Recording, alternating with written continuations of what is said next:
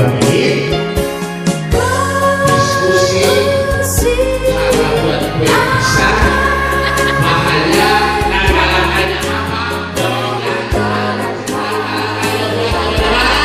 ini boleh kembali.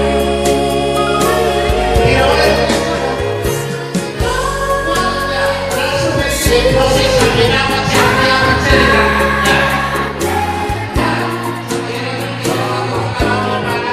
Kelompok pisang goreng. Sebelum cerita yang ngomong pisang goreng, kayak seperti pisang goreng berasa. Sebelum cerita, ya sesuai hobi makanan.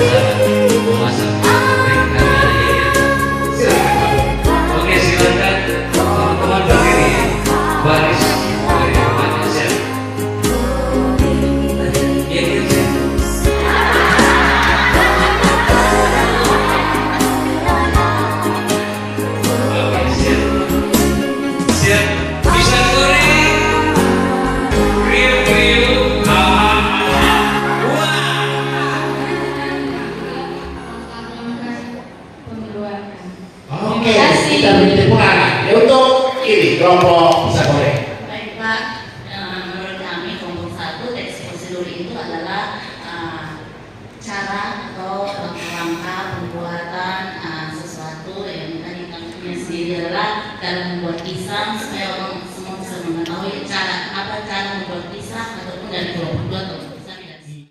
Bawa kue pisang ini, tapi ibu cuma kue pisangnya hanya 3 saja. Nah, di sini 5 orang kasih bagi di sini. Coba, ibu mau untuk kue pisang ini kan misalnya 3/5 kan? Mau dibagi ke 5 orang itu, silahkan anak-anak baca. Dia praktek nyata, ini adalah pengalaman mengaplikasikan, menerapkan pecahan dalam kehidupan sehari-hari. Itu pengalaman mengaplikasikan, menerapkan. Mulai dari pengalaman memahami yang kita dia gambar sendiri, rabek sendiri bagi dia punya kerja mengalami lalu tahu pecahan. Lalu kemudian bagaimana pecahan diterapkan? Nah, ada kue bagi kesekian orang. Pengalaman aplikasi. Bapak Ibu bagi kita mudah, bagi siswa pasti sulit. Jangan berpikir dari diri, tatkala mengajar berpikir dengan siapa yang diajar. Siap mudah bagi guru, sulit bagi siswa. Ini saya jelaskan supaya teman-teman karena apa? Saya mau Bapak Ibu pulang menjiwai, memahami utuh yang namanya roh atau jiwa PM. Tadi ini tidak muncul rohnya PM, biasa saja. Sebab saya mau mengamati pengalaman memahami siswa berbuat apa mengalami baru paham. Itu maksudnya begitu. Pengalaman mengaplikasikan, guru mengiring siswa buat apa menerapkan konsep abstrak tadi. Pecahan abstrak kok, tapi bisa dipraktekkan. Kue 3 buah, 3 potong, dipecah ke 5 orang. Suruh 5 orang dari situ simpan kue 3 sini, 1 datang coba kau. Itu berarti pecahan berguna dalam kehidupan. Itulah yang namanya meaningful, kebermanfaatan pengetahuan dalam kehidupan sehari-hari. Jadi saya contohkan ini real ya untuk Bapak. Jadi real model tadi belum terwujud, roh PM pun belum terwujud. Tetapi semangat gurunya tidak terlarang. Manusia belajar dari kesalahan adalah pengalaman menuju kesempurnaan. Terima kasih. Kita rehat untuk snack 30 menit.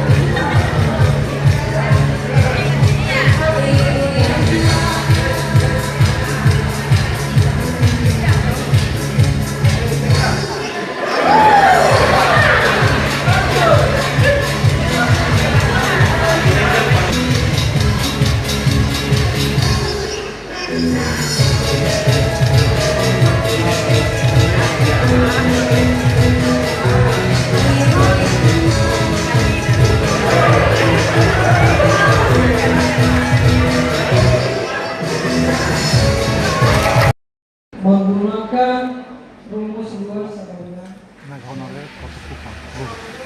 Itu mungkin alasan apa? Ya, baik.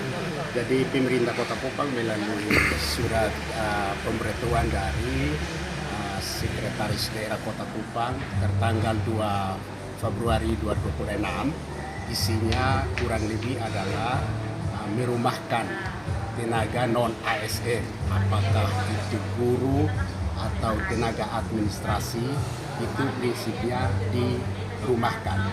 Ini bukan kehendak atau kemauan pemerintah Kota Kupang, tetapi itu perintah dari Undang-Undang Nomor 20 Tahun 2023 tentang aparatur sipil negara. Di situ ditegaskan bahwa yang namanya ASN itu hanya dua saja, yaitu pegawai negeri sipil atau PNS dan pegawai pemerintah dengan perjanjian kerja atau P3K. Sehingga secara yuridis formil kedudukan tenaga honor di dalam undang-undang tidak ada. Sehingga kalau pemerintah daerah mengangkat atau memberikan membiayai itu bertentangan dengan undang-undang. Namun kalau di tenaga pendidik atau guru itu berbeda. Kenapa? Karena guru sangat kita masih butuhkan. Hari ini kalau 200 guru dirumahkan, dampaknya adalah sekolah akan kosong dan siswa akan dirugikan. Kenapa? Karena hari ini pemerintah merumahkan 200 guru, tidak serta-merta hari ini pemerintah mengangkat 200 guru untuk mengisi kekosongan kelas. Dampaknya sangat luas, yaitu siswa akan dirugikan. Bayangkan 200 guru tersebar pada kurang lebih 100 lebih sekolah, minimal satu sekolah satu kelas saja yang kosong dalam waktu 1 minggu, itu sangat terasa dampaknya. Atas dasar itu Kemendikdasmen berjuang berkoordinasi dengan kementerian terkait untuk tenaga honorer yang dari pendidik atau guru itu tetap dipertahankan. Berdasarkan itu juga kami pemerintah Kota Kupang sudah berdiskusi dengan Bapak Sekda, sudah berdiskusi dengan Bapak Wali Kota, bukan berarti bahwa kami melawan surat edaran itu, tetapi mempertimbangkan kepentingan yang lebih besar. Dalam hal ini kerugian yang akan diderita oleh anak diterlantarkan karena hak-hak mereka tidak dilayani akibat dari merumahkan 200 guru ini.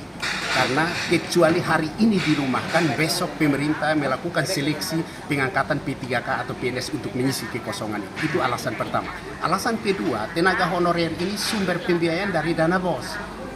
Permendikdasmen nomor 8 2025 tentang petunjuk teknis pengelolaan dana BOS masih memungkinkan dan masih mengakomodir tenaga honor, yaitu komponen ke-10 membayar tenaga honor untuk sekolah negeri itu maksimal 20% dari pagu yang diterima oleh satuan pendidikan per tahun, untuk sekolah swasta 40%. Itu berarti bahwa pengakuan secara formil dalam petunjuk teknis pengelolaan dana BOS bagi guru honorer masih diakui. Atas dasar itu tidak membebani APBD, maka kami sepakat untuk guru atau pendidik di Kota Kupang mulai dari PAUD, SD maupun SMP diberikan kesempatan sambil menunggu petunjuk lebih lanjut dari Kemendikdasmen. Sementara ini mereka berkoordinasi dengan kementerian terkait. Kami berikan kesempatan. Ini kalau dia diberhentikan, tidak mungkin di luar tenaga honor itu orang akan mengisi atau guru kelas lain akan mengisi. Kalaupun mengisi juga tidak akan efektif karena tidak mungkin satu guru menangani lebih dari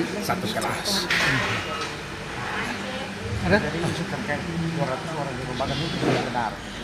Memang kalau mengacu kepada surat edaran dari Sekretaris Daerah Kota Kupang itu wajib semua dirumahkan, tetapi kami mempertimbangkan kerugian yang akan diderita, dan sementara perjuangan ini juga dilakukan oleh Kemendikdasmen dan mereka juga tidak dibiayai oleh APBD, maka kami tetap mempertahankan mereka, memberi kesempatan sambil menunggu regulasi nasional itu sampai tahun ajaran yang baru.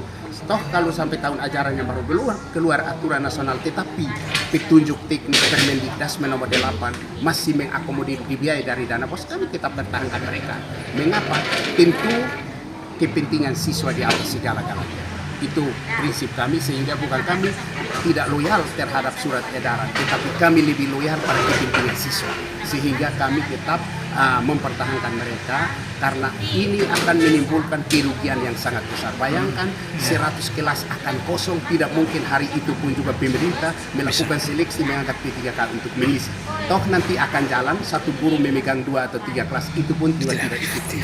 Terima kasih. Ya, harapan kami adalah pemerintah pusat melalui Kemendikdasmen berkoordinasi Kemenpan RB dan BKN untuk ada pengecualian untuk tenaga pendidik. Karena apa? tenaga pendidik beda dengan tenaga administrasi. Hari ini kalau tenaga administrasi tidak masuk, orang lain take over kerjanya. Tapi hari ini guru matematika tidak masuk, tidak mungkin guru bahasa Inggris masuk. Tuhan tak pernah janji langit selalu biru, tetapi Dia berjanji